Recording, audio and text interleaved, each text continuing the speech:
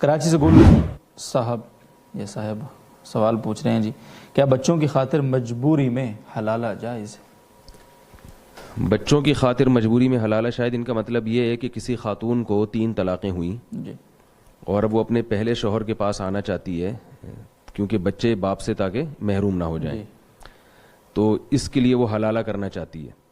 یہ مسئلہ چونکہ بڑا حساس ہے اور اس کو افراط و تفرید بہت ہے اس میں، تو اس لیے میں تھوڑا سا اس کو ذرا ڈیٹیل میں بیان کرتا ہوں۔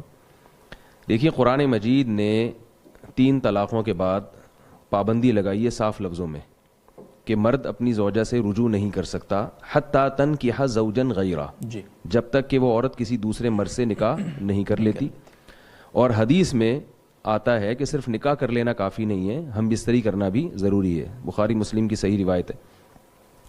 یہ ایک حلالے کا ایک ہے حکم جو قرآن مجید نے بتایا ہے، اور اس کا مقصد تھا مرد کو سزا دینا، 3 طلاقوں کا دروازہ روکنا تاکہ لوگ 3 طلاقیں نہ دیں تو سوچ سمجھ کے دیں، وقفے سے دیں۔ تو اب کیا ہوتا ہے کہ لوگ جلد بازی میں دھڑا دھڑ طلاقیں نکال دیتے ہیں، جو کہ ناجائز ہے۔ قرآن نے اس کو حرام اور ناجائز قرار دیا، اور حرام بھی اس لیے قرار دیا کہ تینوں واقع ہو جاتی ہیں۔ بعض لوگ کہتے ہیں حرام ہے لہذا واقع نہیں ہوتی، تو سوال یہ پیدا ہوتا ہے نا کہ جب واقع نہیں ہوتی تو حرام کیوں ہے؟ پھر یہ تو ایک بیکار الفاظ ہو گئے، زبان سے ہوا میں تحلیل ہو گئے۔ اسی لیے ناجائز کہا ہے کہ اللہ تعالیٰ نے کہا قرآن مجید میں ارشاد ہے کہ لا تدری لعل اللہ یحدث بعد ذلک امرا، شاید اللہ رجوع کی کوئی صورت پیدا کر دے، اس لیے حکم دیا کہ متفرق طہروں میں 3 طلاقیں دیا، اگر طلاقیں دیا کرو تو عدت کے میں تقسیم کر کے دو۔ اس طرح قرآن میں آتا ہے ومن یتعدی حدود اللہ ومن یتعدی حدود اللہ فقد ظلم نفسہ۔ طلاق کے بارے میں اللہ نے فرمایا کہ جو اپنے اوپر ظلم کرتا ہے، جو اللہ کی حدود کو توڑتا ہے تو ظلم کرتا ہے۔ اس کی تفسیر میں عبداللہ بن عباس اور دیگر حضرات سے یہی منقول ہے کہ جس نے غیر شرعی طریقے سے طلاق دے دی تو اس نے اپنے اوپر ظلم کیا۔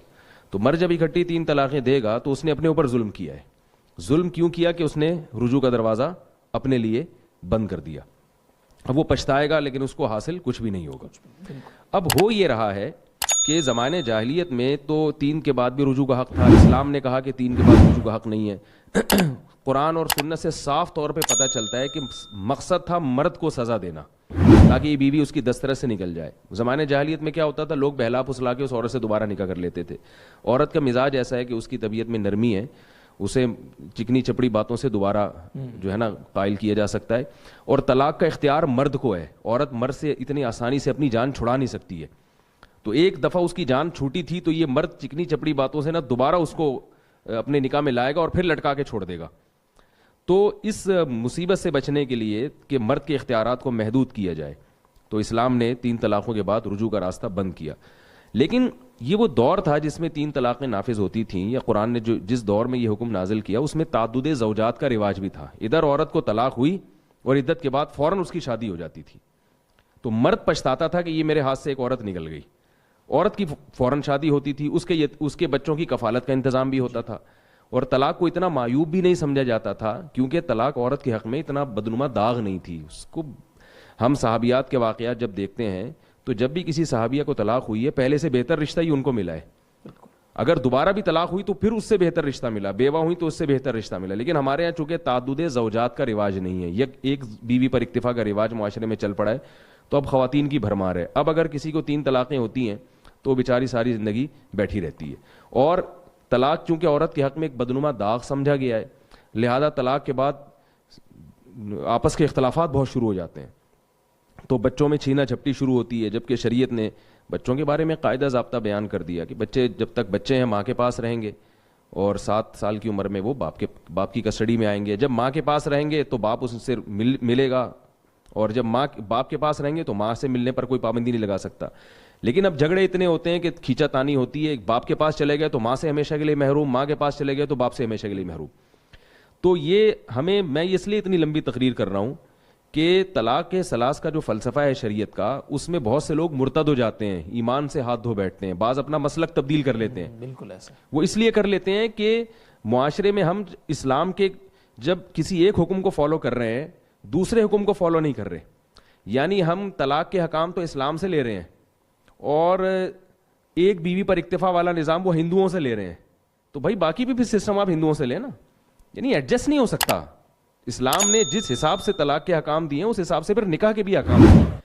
تو یہ پوری چیزیں ہمیں اسلام سے لینی پڑیں گی. تو معاشرے میں سدھار کا یہی طریقہ ہے کہ ہم مکمل اسلام کو فالو کریں ہر چیز میں, تاکہ عورت کی ڈیمانڈ بڑھ جائے گی.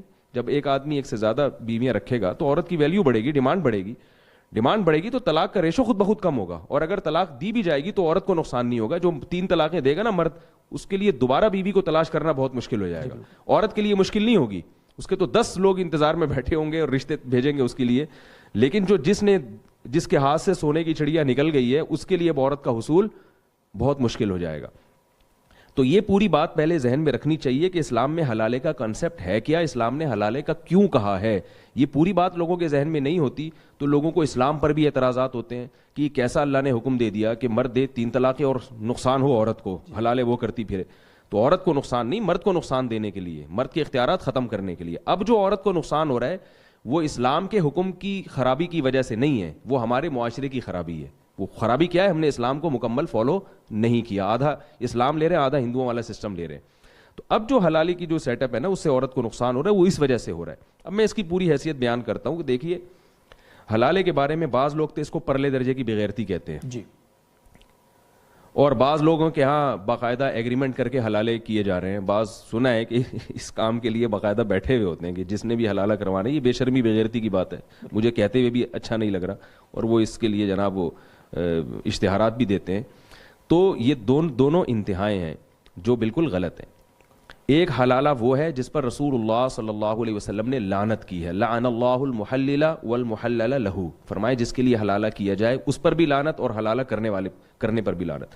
اور ایک حلالہ وہ ہے جس کا قرآن نے ذکر کیا ہے کہ اگر مرد نے 3 طلاقیں دے دیں, فلا تحل لہ حتی تنکح زوجا غیرہ, عورت شوہر کے لیے حلال نہیں ہے جب تک کسی اور مرد سے نکاح نہ کر لے. 2 قسم کے حلالے, ایک قرآن میں ملتا ہے, ایک حدیث میں. اب اگر علی الاطلاق حلالے کو حرام کہتے ہیں, بے غیرتی کہتے ہیں, سوال پیدا ہوتا ہے کہ پھر کیا قرآن نے معاذ اللہ غلط بات کی ہے, قرآن نے غلط چیز کی رہنمائی کی ہے.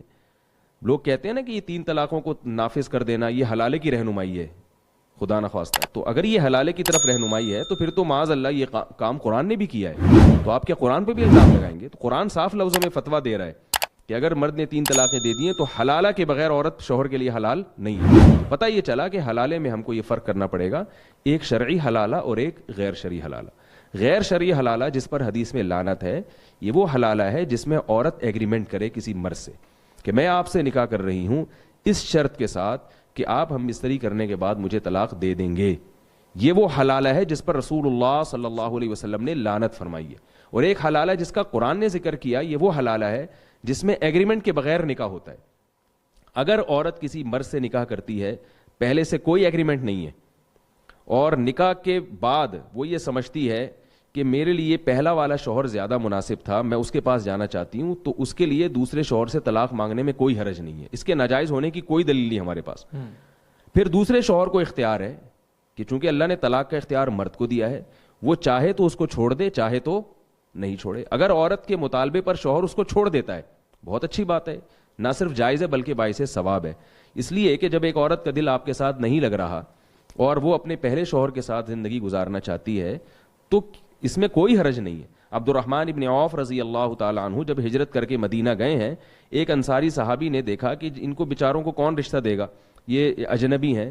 تو ان انصاری صحابی نے ارادہ کیا, ان سے کہا کہ میں اپنی ایک بیوی کو طلاق دیتا ہوں, آپ اس سے نکاح کر لیں, میرے پاس 2 بیوی ہیں. تو کیوں؟ انہوں نے بولا کہ میرا گھر تو بسا ہوا ہے, یہ بیچارے اجنبی ہیں, ان کو رشتہ نہیں ملے گا یہاں پہ, تو میں اپنی ایک زوجہ کو طلاق دیتا ہوں تاکہ ان کا گھر بھی بس جائے, ان کا گھر بھی آمادہ ہو جائے. ظاہر ہے ان کی زوجہ بھی شاید اس پہ راضی ہوں. تو کیا اس کو آپ بے شرمی کہیں گے, بے غیرتی کہیں گے؟ ظاہر ہے ایک مسلمان کا گھر بسانے کے لیے وہ ایسا کر رہے ہیں. تو اگر ایک مرد اپنی بیوی کو اس لیے طلاق دیتا ہے کہ اس کے پہلے شوہر سے بچے ہیں اور میں چاہتا ہوں کہ اس کا پہلا گھر آباد ہو جائے, تو اس میں کوئی گناہ نہیں ہے. لیکن وہ اس پر پابند نہیں ہے. نہ صرف یہ کہ گناہ نہیں ہے بلکہ باعث ثواب ہے. ہاں پہلے سے ایگریمنٹ ہوگا, یہ یقیناً غلط ہے. رہا ایک مسئلہ کہ دل میں اگر نیت ہے عورت کے دل میں نیت یہ ہے کہ میں اس شوہر سے بعد میں طلاق لے لوں گی, لیکن وہ اس نیت کا زبان سے اظہار نہیں کرتی, تو بھی کوئی گناہ نہیں ہے, اس لیے کہ یہ نیت چینج ہو سکتی ہے. جی, عورت کو اس نیت پر عمل کرنا واجب نہیں ہے. ہاں مرد نے اگر طلاق نہیں دی دوسرے شوہر نے, پھر بھی عورت اس کو فورس کرتی رہے کہ نہیں مجھے طلاق دو, اور اس کا جو ہے نا یہ پھر گناہ کی بات ہے. اس لیے کہ جب دوسرے شوہر کی نکاح میں آپ آ گئی ہیں تو اب آپ کو اس کو شوہر سمجھ کے زندگی گزارنی ہے. اگر آپ کے مطالبے پر اس نے چھوڑ دیا تو ٹھیک ہے, نہیں چھوڑتا تو آپ اسی کے ساتھ زندگی گزاریں. پھر پہلے شوہر کی یادیں دل میں رکھ کے رکھنا یہ غلط ہے. ایک آخری بات, کیونکہ میں نے بتایا بہت حساس ٹاپک ہے اور اس میں بہت مس گائیڈ کیا جا رہا ہے لوگوں کو. بعض لوگ اس دوسری قسم کے حلالے کو بھی غیرت کے خلاف سمجھتے ہیں. یعنی جو جائز حلالہ ہے جس میں باقاعدہ پہلے سے ایگریمنٹ نہ ہو, اس کو بھی سمجھتے ہیں کہ غیرت کے خلاف ہے. اور وہ ایک صاحب مجھے کہنے لگے کہ بھائی ایک عورت ہے, اس کو دوسرے مرد کی بستر کی زینت بنے, پھر وہ گھوم کے, یعنی ایک آدمی کی بیوی ہو وہ کسی اور مرد کے بستر کی زینت بنے, پھر وہ پہلے مرد کے, یہ تو بغیرتی ہے.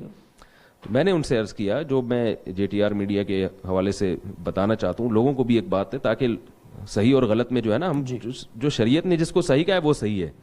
دیکھیے, جب ایک آدمی نے اپنی بیوی کو 3 طلاقیں دیں اور عدت بھی ختم ہو گئی اس کی, تو اب یہ اس کی بیوی نہیں ہے, اب یہ جس کے چاہے نکاح میں جائے. اس کو غیرت کے خلاف سمجھنا بے وقوفی ہے. کیا طلاق یافتہ عورت عدت کے بعد کسی مرد سے نکاح نہیں کر سکتی؟ پھر اس کو یہ کہنا کہ کسی اور کی بیوی تھی جو کسی اور کے نکاح میں جائے گی, کسی اور کی بیوی تھی نا, اب تھوڑی ہے. زید نے مثال کے طور پر اپنی بیوی کو طلاق دی اور عدت بھی پوری ہو گئی, اس نکاح کے سارے اثرات ختم ہو گئے. اب وہ زید کی جو سابقہ بیوی تھی جو اب نہیں ہے, وہ بکر سے بھی نکاح کر سکتی ہے, عامر سے بھی نکاح کر سکتی ہے, ساری دنیا کے جتنے بھی مسلمان مرد ہیں کسی سے بھی کر سکتی ہے. اب ان سینکڑوں میں وہ بکر کا سلیکشن کر کے بکر سے نکاح کر لے, تو یہ کیا غیرت کے خلاف کیا اس نے؟ پھر بکر نے اگر اس کو اپنی خوشی سے اپنی رغبت سے طلاق دے دی اور بکر سے بھی اس کا رشتہ ختم ہو گیا اور عدت بھی پوری ہو گئی, اب وہ ساری دنیا کے جتنے بھی مسلمان مرد ہیں ان سے بھی نکاح کر سکتی ہے اور اپنے پرانے والے شوہر سے بھی نکاح کر سکتی ہے. اب اس کو یہ کہنا کہ بکر کی بیوی زید سے نکاح کر رہی ہے, یہ غلط ہے. بیوی تھی, اب وہ نہیں ہے. تو جہاں اتنے سارے مردوں سے نکاح ہو سکتا ہے, اس کا اپنے پہلے شوہر سے بھی نکاح ہو سکتا ہے. تو اس میں کون سا اسٹیپ ہے جہاں غیرت کے خلاف کوئی کام ہو رہا ہے؟ تو خام ایک چیز کو جو ہے میڈیا پہ ہوا بنا کے پیش کیا جاتا ہے. اور حقیقت یہ ہے نا کہ نبی صلی اللہ علیہ وسلم نے ارشاد فرمایا کہ قرب قیامت میں ان اللہ لا يقبض العلم انتزاعا من صدور العلماء ولكن يقبض العلماء. اللہ تعالیٰ قیامت میں جو علم اٹھائیں گے نا, تو لوگوں کے سینوں سے نہیں علم چھیننا شروع کر دیں گے, علماء کو اٹھانا شروع کر لیں گے. اس کا نتیجہ کیا ہوگا کہ فَإِذَا لَمْ يَبْقَ عَالِمٌ اتَّخَذَ النَّاسُ جُهَالًا رُؤُوسًا. جب علماء ختم ہوں گے تو لوگ جاہلوں کو اپنا رئیس بنا لیں گے. فَضَلُّوا وَأَضَلُّوا فَأَفْتَوْا بِغَيْرِ عِلْمٍ فَضَلُّوا وَأَضَلُّوا. وہ علم کے بغیر فتوے دیں گے, کوئی بقرات بن کے اور کوئی جناب افلاطون بن کے اور پتہ نہیں کیا کیا منطقی باتیں کر کے. علم ہے نہیں, علم میں پختگی نہیں ہے, گہرائی نہیں ہے. تو وہ نبی صلی اللہ علیہ وسلم نے فرمایا کہ وہ لوگوں کے رئیس بن کے پھر فتوے دیں گے. فضلوا واضلوا, خود بھی گمراہ ہوں گے اور دوسروں کو بھی گمراہ کریں گے. تو اس لیے یہ حلالے کا جو لفظ جس طرح سے میڈیا پہ اس کو اچھالا جا رہا ہے اور اس میں جو اس کو لفظ کو بدنام کیا جا رہا ہے, اس میں اعتدال کی راہ ضروری ہے. کون سی چیز غیرت کے خلاف ہے اور کون سی غیرت کے عین موافق ہے, اس میں ایک باریک لائن ہے, اس لائن میں فرق کرنا ضروری ہے. اللہ تعالیٰ ہمیں سمجھنے کی توفیق.